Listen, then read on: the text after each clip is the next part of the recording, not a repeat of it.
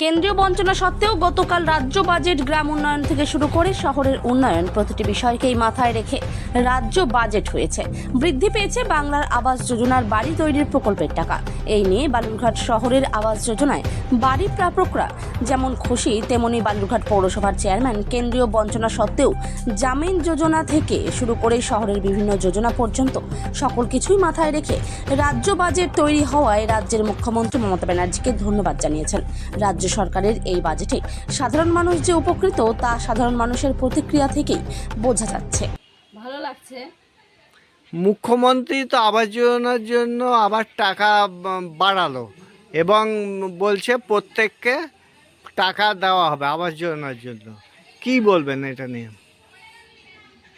বলবো যে আমার তো কাজ রানিং চলছে, এটা কমপ্লিট হলে আবার আমরা তাড়াতাড়ি পাবো সেই আশাটাই করছি। এবং চেয়ারম্যান তথা আমাদের পৌরপিতা বলেছেন, আমাদেরকে সেরকম আশ্বাস দিয়েছেন যে আমাদের কাজ রানিং চলবে এবং টাকা ঢুকেও যাবে, আমাদের কোনো অসুবিধা হবে না। কেন্দ্রীয় সরকার তো আবাস যোজনার টাকা দেওয়া বন্ধ করে দিয়েছে, সেখানে মাননীয় মুখ্যমন্ত্রী টাকাটা দিচ্ছেন, তো এইটা নিয়ে কি বলবেন? বলো দিদি আমাদের পাশে আছেন, থাকবে, আমরাও চেষ্টা করছি যে দিদির পাশে দাঁড়ানোর। আপনার নাম? আমার নাম টুম্পা ঘোষ সাহা। যে পশ্চিমবাংলার মাননীয় মুখ্যমন্ত্রী মমতা বন্দ্যোপাধ্যায় যেটা বলেন সেটা করেন, এটা আমরা বারবার উনি এর ইতিপূর্বেও বলেছিলেন যে কেন্দ্রীয় সরকার আবাস যোজনার টাকা না দিলে রাজ্য সরকার দেবে। উনি ব্যবস্থা করে দিয়েছেন এবং সেটাকে বহাল রাখার জন্য বর্তমান গতকাল যে বাজেটটা তিনি পেশ করেছেন, অর্থমন্ত্রী পেশ করেছেন, তাতে দেখা যাচ্ছে যে আবাস যোজনায় বরাদ্দ বৃদ্ধি হয়েছে। শুধু আবাস যোজনা নয়, গ্রামের মানুষের কল্যাণে রাস্তাঘাট থেকে শুরু করে যে সমস্ত প্রকল্পগুলোতে উনি বৃদ্ধি করেছে, তাতে বাংলার মানুষ ভীষণভাবে উপকৃত এবং আগামী দিনে বাংলা গোটা ভারতবর্ষের বিভিন্ন রাজ্যকে একটা পথ দেখাবে।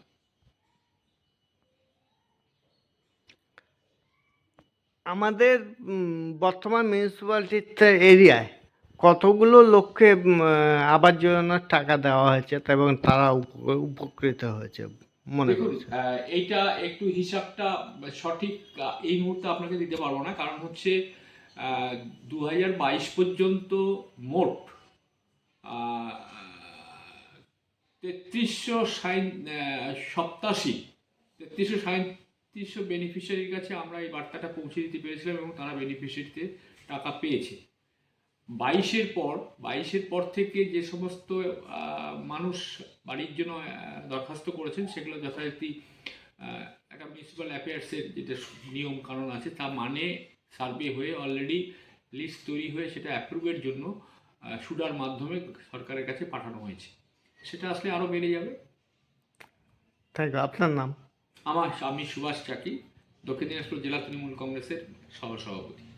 দেখুন, বিষয়টা হচ্ছে যে বাজেট আমাদের পশ্চিমবঙ্গ সরকারের পক্ষ থেকে করা হয়েছে, সেই বাজেটে গ্রাম উন্নয়ন দপ্তর থেকে শুরু করে, কর্মসংস্থান থেকে শুরু করে, আমাদের স্বনির্ভর গোষ্ঠী থেকে শুরু করে, আমাদের বিভিন্ন ধরনের উন্নয়নমূলক কাজের ক্ষেত্রে যেভাবে একটা বাজেট পেশ করা হয়েছে, সাধারণ মানুষের ক্ষেত্রে সেই বাজেটের মধ্যে একটা দিশা রয়েছে এবং এখানে কর্মসংস্থানের আভাস রয়েছে এবং গ্রামীণ উন্নয়ন এবং শহরাঞ্চলের উন্নয়ন সম্পর্কে আবাস যোজনার ক্ষেত্রে একটা আমরা দিশা পাচ্ছি। আগামী দিনে এই সকল কাজগুলো করতে পারবো এবং পাশাপাশি কেন্দ্রীয় বাজেট যেখানে দিশাহীন, যেখানে কেন্দ্রীয় বাজেট কেন্দ্রীয় বঞ্চনা সত্ত্বেও কিন্তু আজকে আমাদের পশ্চিমবঙ্গের মাননীয় মুখ্যমন্ত্রী তিনি কিন্তু সাধারণ মানুষের যে উন্নয়নে কর্মযোগ্য, তিনি সেটাকে এগিয়ে নিয়ে যাচ্ছেন। এই বাজেটের মধ্যেও সেটা পরিস্ফুটিত হয়েছে।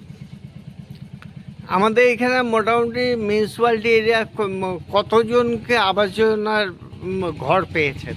দেখুন, আমাদের আবাস যোজনার ঘর কতজন পেয়েছে এই যে পূর্ণাঙ্গ ডাটা যদি আপনি চান, এই মুহূর্তে তো আমি আপনাকে এইভাবে ডাটাটা দিতে পারবো না। তবে এইটুকুনও বলতে পারি যে আমাদের যে 18-19 ফিনান্সিয়াল ইয়ারে সমস্ত যারা বেনিফিশিয়ারি ছিল তাদের কাজ আমরা প্রায় কমপ্লিট করে ফেলেছি।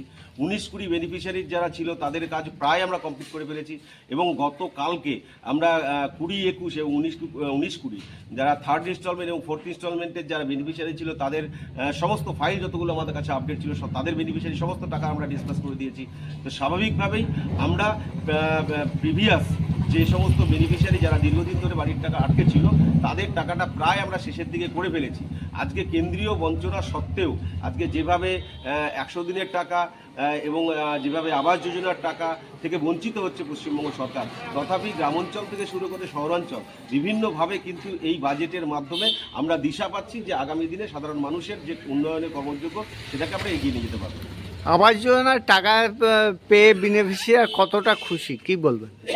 স্বাভাবিকভাবে এটা মানুষের দীর্ঘদিনের প্রত্যাশা ছিল।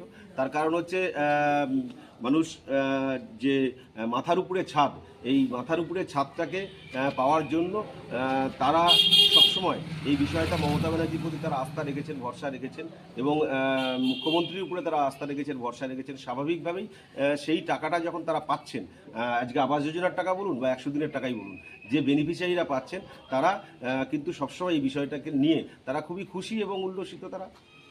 Thank you. আপনার নাম? আমার নাম অশোক মিত্র, চেয়ারম্যান বালুরঘাট মিউনিসিপ্যালিটি।